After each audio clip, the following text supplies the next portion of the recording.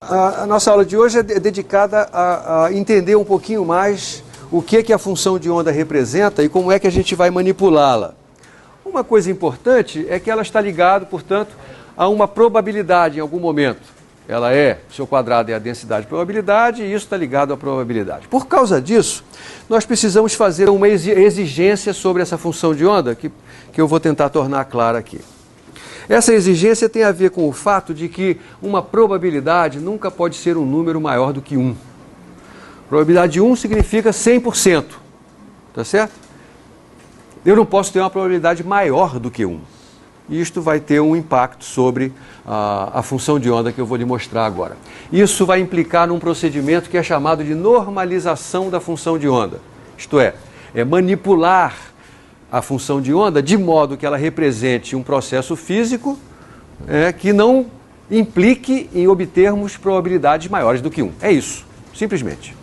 Ou ainda, manipular a função de onda de modo que a probabilidade de eu encontrar a partícula em qualquer posição do espaço seja 1. Tá certo? Imagina que eu tenho aqui, de novo, um sistema unidimensional. Tá certo? Então eu tenho uma função de onda que depende de x e de t, e eu vou olhar para a cara dessa função de onda num determinado instante t. Então eu passo a ter uma função psi de x apenas. E aí eu olho para um determinado intervalo de x. X entre um valor que eu vou chamar de x à esquerda e outro valor que eu vou chamar de x à direita. E vamos supor que eu queira determinar qual é a probabilidade de eu encontrar esta partícula, descrita pela função de onda, que eu não escrevi aqui ainda, qual é a probabilidade de encontrar a partícula dentro desse intervalo.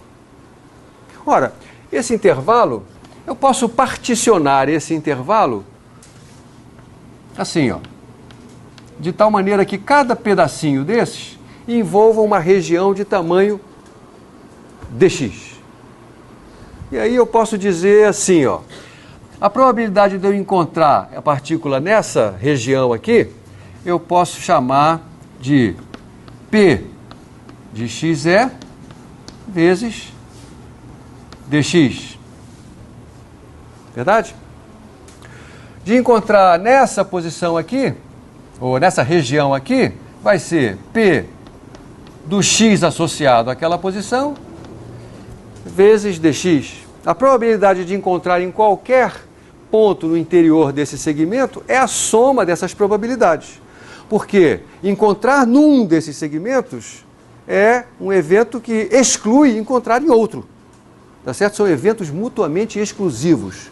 Portanto, a probabilidade de obter qualquer um deles é a soma dessas probabilidades todas. Então, a probabilidade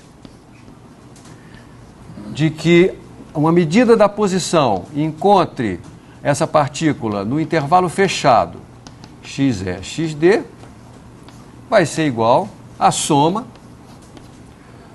quando i vai de 1 até o número de segmentos nos quais eu dividi esse intervalo aqui, e p de xi vezes dx. Mas p de xi, por definição, a densidade de probabilidade é o quadrado da função de onda.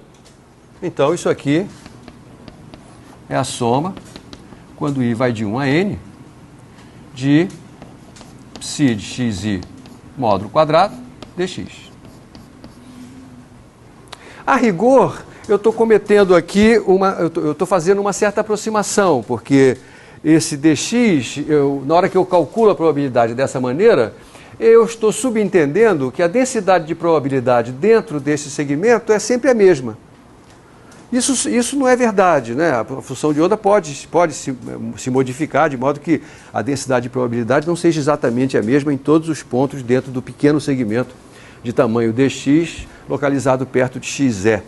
Isso aqui só vai ser, a rigor, verdade no limite em que dx vai a zero. Mas no limite em que dx vai a zero, este objeto matemático aqui tem um nome. É uma integral. Então isso aqui... Então, para calcular a probabilidade de encontrar um objeto quântico, um objeto descrito por uma função de onda quântica, num intervalo, eu tenho que tomar a integral da densidade de probabilidade, a integral do quadrado da função de onda, nessa região, na região determinada pelos limites desse intervalo. Isso eu estou fazendo em uma dimensão, você pode imaginar como seria em três. Né? Em três dimensões, eu quero determinar qual é a probabilidade de encontrar a partícula descrita pela função de onda num certo volume. O que eu tenho que fazer é integrar psi de R, né, módulo quadrado, uma integral de volume dentro do volume que eu estou analisando. Tá bom? Isso aqui tem que ser menor do que 1, para isso ser uma probabilidade de verdade. Agora, se eu perguntar qual é a probabilidade de, ao fazer uma medida dessa partícula, eu encontrá-la em qualquer lugar de menos a mais infinito, quanto tem que dar isso? 1. Então, nós obtemos uma imposição importante sobre a função de onda para que ela possa estar associada à densidade de probabilidade, que é a integral no espaço todo tem que ser 1. Isso se chama a normalização da função de onda. Nós dizemos que a função de onda tem que estar normalizada. Isto é, a integral do seu quadrado tem que dar 1. E isso significa que a probabilidade de encontrar a partícula em qualquer ponto do espaço tem que ser 100%. Essa é a condição de normalização. Você vai ver, e em geral, quando nós estamos resolvendo problemas de mecânica quântica, o que a gente está fazendo é tentando determinar qual é a função de onda. Porque assim como na mecânica clássica, um problema de mecânica clássica envolve determinar qual é a posição futura ou passada de um determinado sistema físico, na mecânica quântica, um problema de mecânica quântica é determinar qual é a função de onda desse sistema em algum instante, conhecida a situação inicial. Né? Esse é o problema típico.